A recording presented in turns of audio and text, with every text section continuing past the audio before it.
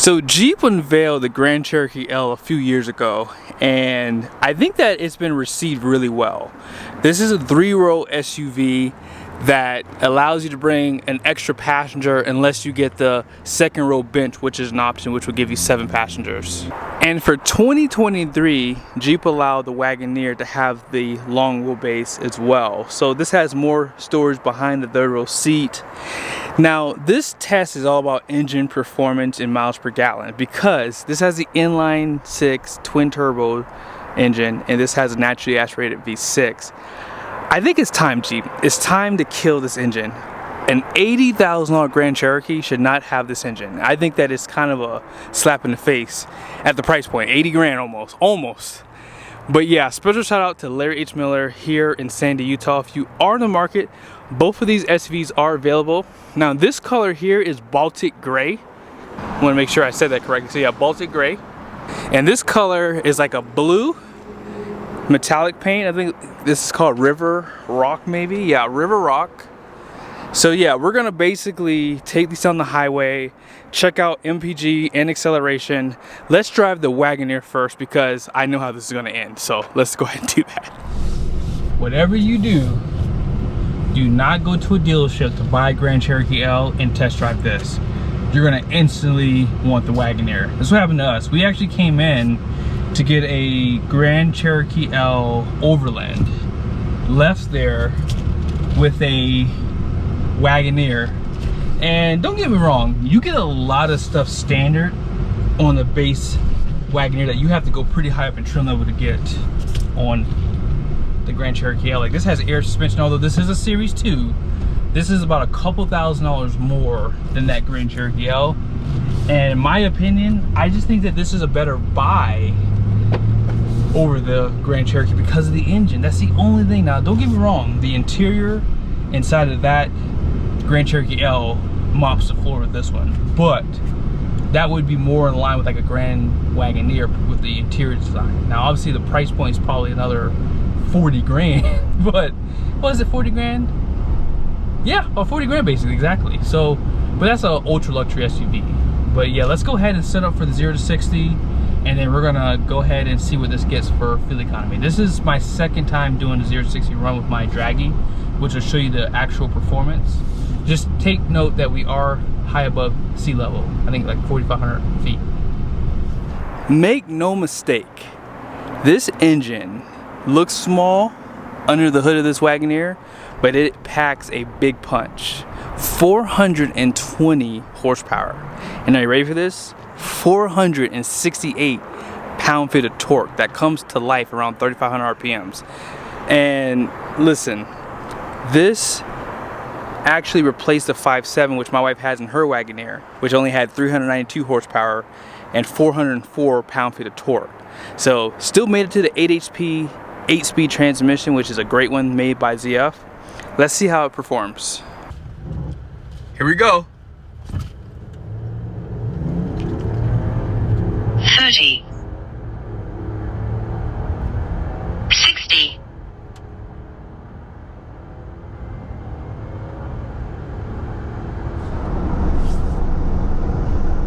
I did a test with an Expedition and a Tahoe, and this punished all of them. Holy smokes! This thing is so fast. Wow. Now keep in mind, this is the standard output. The Grand Wagoneer has the high output. So I can only imagine the performance difference between the two. Like this thing is fast. Like ridiculously fast. Whew. And again, do not drive the Wagoneer if you went to go look at a Grand Cherokee L first. I'm telling you right now, you're gonna want this. This is perfect. Now, I don't think I would get a L because we don't really need anything this big. This thing is huge. And I mean, even looking back there, I'm kind of glad the seats are down so you can kind of see just how big this thing is. It's just not really needed, really. But this is so soft. Air suspension. Yeah, this is the life. Power steering column. Digital strange everywhere. Let me show you guys a few things with my other camera. I love the fact that they give you those convex mirrors on both sides. Even some of the competitor pickup trucks don't give that to you. And that does come in handy if you do plan on towing a trailer. But love the 2-spoke steering wheel too. I think the Wagoneer is one of the best full-size SUVs, and they came out swinging. The only issue you're gonna really have, or that people are gonna really talk about, I should say, I'm not gonna say that you're gonna have, is that reliability is a concern. Because even for my Wagoneer, we've had some issues with it. First off, it was something small, and so far it's been amazing. We haven't had no more problems with it. It gets great gas miles. And let's see how this one does, because we're at 11.5. Now let me show this to you. I like showing this aspect of this too. If you do have a lot of people sitting in the back and you can't see out the back, this does give you a rear camera view, which I do like. We just got to the midpoint. Here's where we are, 13.8.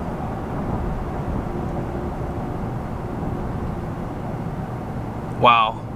And it looks like the light is green. Let's see if it stays green all the way through, because if it does, that's gonna give us a nice advantage because there's no stop here. Yep, we go right through the light, back the opposite direction. We're at 14.3.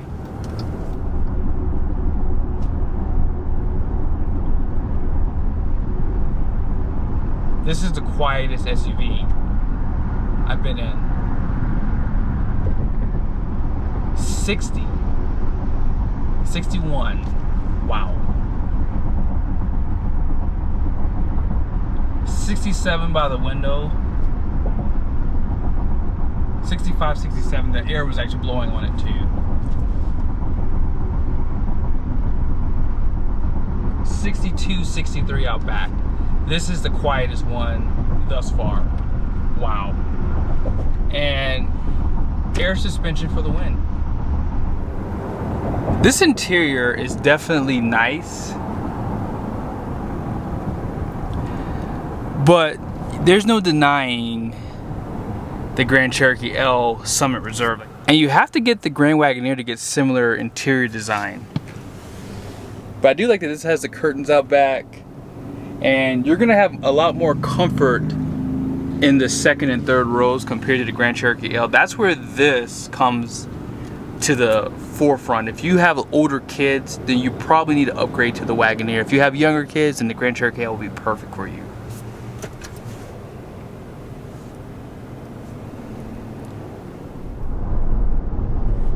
There's quite a few like safety features in here. Like this does have lane keep assist, adaptive cruise control, of course blind spot monitoring, and 360 camera view is a part of this package too. But when you get up to like 75 miles an hour, you hear a little bit of wind noise. A little bit, not much. Get up to 80 miles an hour. Oh yeah. Yeah, this is easy to drive. You have ventilated seats, and the air suspension is just, it's in aero mode right now, it's saying. So it can drop down a little bit more to kind of give you that better fuel economy on the highway. Yeah, this is a dream right here. We just got back. We're about to pull in now. Here's some of the temperatures too. It's about 210 for that coolant. Trans is at 176.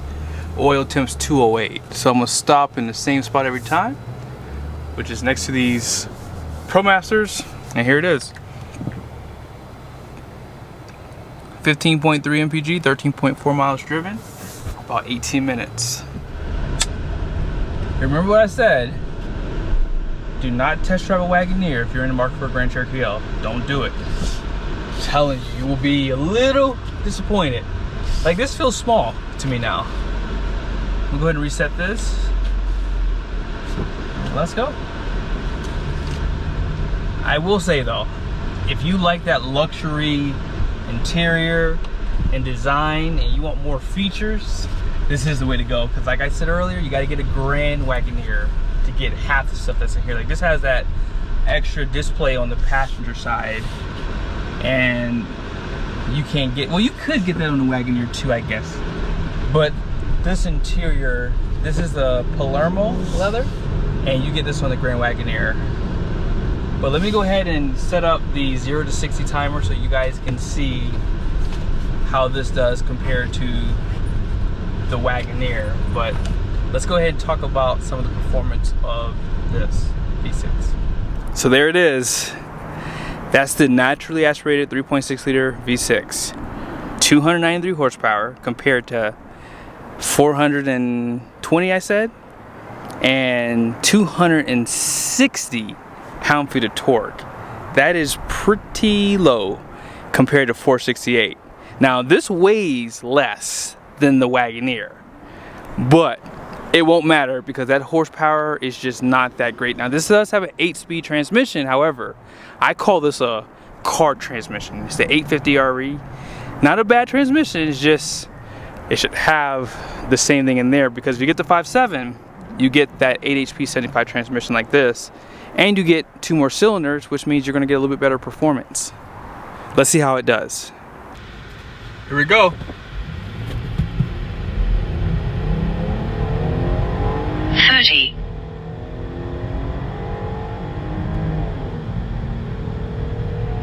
$60.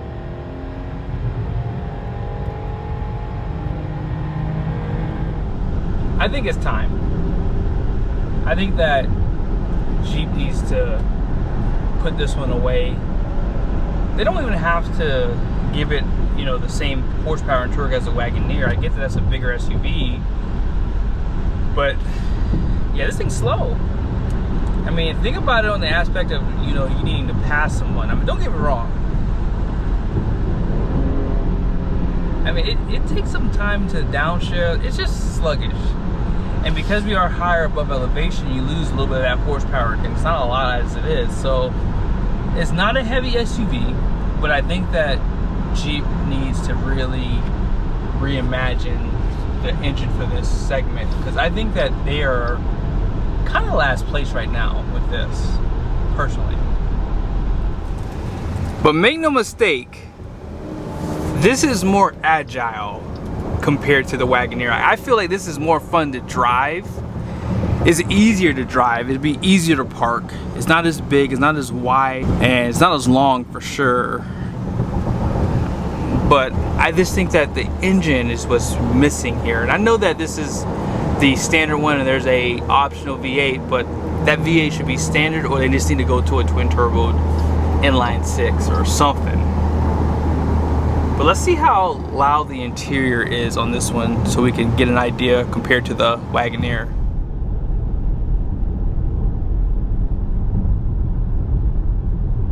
About 64.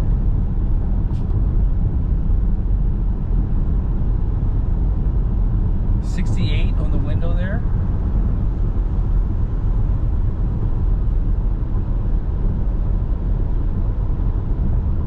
$64, $65 in that ballpark. But again, that's still really quiet. Not as quiet as a Wagoneer. But yeah, this feels more homey, I would say, because the Wagoneer feels bigger. So if you drive a lot by yourself, this might feel a little bit more comfortable too for you in that aspect. This is very, very smooth. Again, air suspension, and you can get it on both models, which is nice for people who do a lot of city driving and highway driving. But we're almost to the midpoint. I'm going to show you guys where we are for the fuel economy, and then we're going to go the opposite direction. Now this is where naturally aspirated engines win. See right there? That turbo, it sucks fuel. That's the only negative. It sucks the fuel down. I mean, we're almost at 18 MPG. We're not even back yet. Oh my goodness. Light just turned green, so we did have to come to a complete stop for about 3 seconds. And you see, it just said normal ride height achieved. So when you go above a certain speed, this thing actually will drop down a little bit more for you to give you better aerodynamics. So that's gonna help with fuel economy across the board. If you're a little big boned, I think that's another aspect of why you would buy the Wagoneer. These seats, you can actually change the bolstering because of the trim level. Again, this is something that's available on the Grand Wagoneer. I don't think you can get this on the Wagoneer though. These seats feel a little bit harder compared to the Wagoneer 2. And they're just not as big as a seat. And you can probably see that in the camera too. Head space is good inside of here. And I think that is my seat is not all the way back. You do still have a power steering column, and they both have a 10.1 inch center screen here too. You have seat massagers in this one, but I believe you have to go to a Grand Wagoneer for that. Night visions on this one. There's just a lot of good stuff, and this one's a couple $1,000s cheaper. Now if you get the 5.7 V8, that will put you a little bit more expensive compared to the Wagoneer, and I would definitely do that if I was building this from the factory. At 80 miles an hour, this thing is straight as an arrow, and you can't go wrong with any one of them. They both handle really well. I love how tight the steering is. The interior inside of here is just top notch, and like I said too, it just keeps dropping down the arrow once we get on the highway. But yeah, look at the stitched leather right there. And as I mentioned earlier, there was a screen on this side. You can just turn it on, and you can see some of the things that you could do on that screen. Now you can't see it from this point of view because it's a safety hazard, obviously, because you can watch shows, things like that. But overall, I'm really impressed with this one too. But let's see what the fuel economy is when we end off here. Just made it back. Here are the temperatures right there. And, ooh, wrong way. 19.1, 13.4 miles driven. Now, no one should be shocked by the performance or MPG in this video. A naturally aspirated V6 is always going to get better fuel economy because forced induction is terrible for fuel economy, especially with what I just did. I did a hard acceleration up to about 80 miles an hour, and that's gonna always hurt fuel economy. Now, if I were to redo the test, I think that I could have got probably maybe 1.5 miles per gallon better, because that 0 to 60 is just brutal. And yeah, turbocharged engines just really suck fuel under acceleration. But overall, if I had to do it all over again, like if I had to buy a Wagoneer or Grand Cherokee L, I would still pick the Wagoneer just because I like the sheer size of it. I feel like it has more to offer me personally. The seats are a little bit bigger, and I thought it was a little bit more comfortable too. The Grand Cherokee L is more luxurious for the price point. You have to go to a Grand Wagoneer to get everything that you saw in this one, like the night vision, the massaging seats, all that stuff. Like, there's just a lot of stuff that this Grand Cherokee has that you can't even get on the Wagoneer. But hope you guys liked the video. Special shout out to Larry H. Miller, Chrysler Jeep Dodge Ram here in Sandy, Utah. If you're on the market, be sure to reach out to these guys. Nafa was the guy that sold me my Wagoneer, so if you are in the market, be sure to ask for him.